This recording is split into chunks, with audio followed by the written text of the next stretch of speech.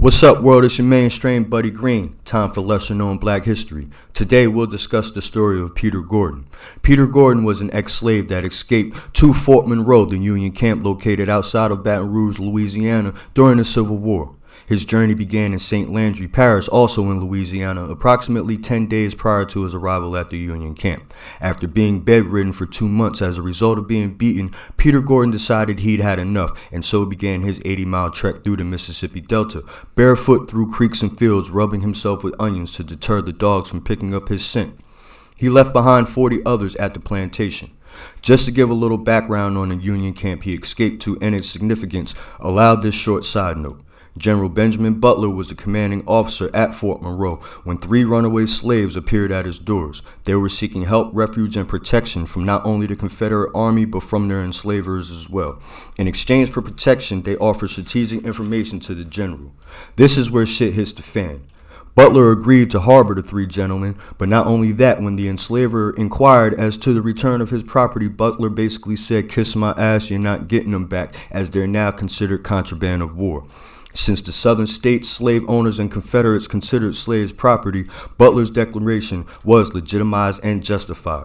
Union officials applauded the cunning general. This declaration became common practice among Union camps and led to federal authorities at the time to pass the First Confiscation Act, which authorized the confiscation of any Confederate property by Union forces. Property included slaves.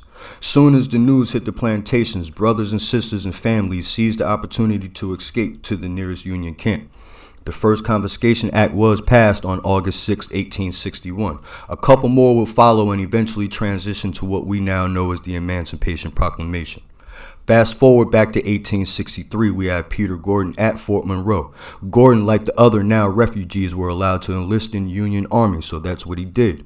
At his physical, Gordon was asked to remove his clothing, and when he did so, the physician caught a glimpse of the atrocious realities of slavery. From Mr. Gordon's shoulders to his waistline, raised welts and strafe marks crisscrossed his entire back.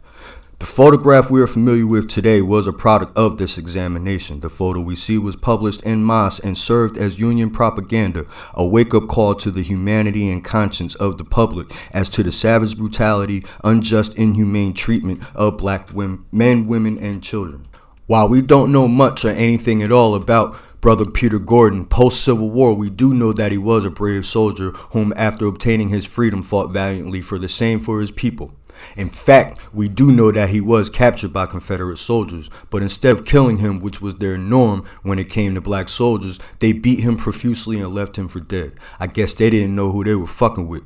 He survived. Again.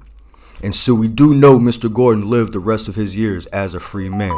This has been another episode of Lesser Known Black History. Blow your smoke and be free, y'all. Peace.